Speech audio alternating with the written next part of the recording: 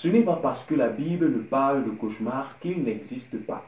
Le cauchemar est une création de notre adversaire dont le but est de détruire en vous, en nous, enfants de Dieu, la semence de Dieu ou la vie de Dieu en nous. Le cauchemar a pour but d'anéantir votre confiance, d'ébranler votre assurance, de vous approcher librement vers le Seigneur, ainsi vous plonger dans un doute perpétuel et inlassable. Il se diffère du rêve, du songe, de la vision, en ce qu'il a pour source le diable. À chaque fois que vous rêvez, que vous êtes en train d'avoir des couches de nuit, des combats mystiques, des repas nocturnes, etc., ce ne sont que des créations du diable qui se sert de ces cauchemars-là pour altérer votre relation avec le Seigneur. Les cauchemars sont donc des vastes autoroutes que l'adversaire crée dans la vie du chrétien afin de l'éloigner du chemin qui le conduit vers son Seigneur et seul Sauveur. La Bible nous dit qu'il n'y a point de rapport entre la lumière et les ténèbres, raison pour laquelle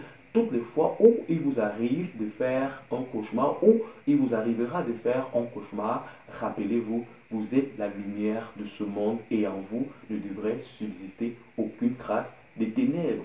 Lisons ensemble Philippiens chapitre 4 à partir du verset 6. La Bible nous dit ceci. Ne vous inquiétez de rien, mais en toute chose, faites connaître vos besoins à Dieu par les prières et des supplications avec des actions de grâce.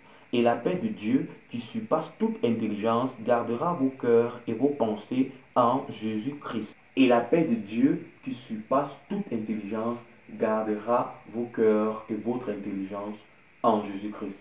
Nous avons tous besoin que le Seigneur nous garde en lui, raison pour laquelle, que ce soit les inquiétudes, que ce soit les doutes, que ce soit les craintes, remettons-les entre les mains du Seigneur afin que l'adversaire ne puisse point avoir un moyen pour nous atteindre. Comme la Bible le dit, ne donnons point accès au diable. Mes frères et mes sœurs, les rêves, les songes, les visions et les cauchemars sont des réalités. Cependant, nous ne devons pas les hisser au-dessus de la parole de Dieu, qui est la seule base et le socle de la vie chrétienne. Que le Seigneur prenne soin de vous. Shalom.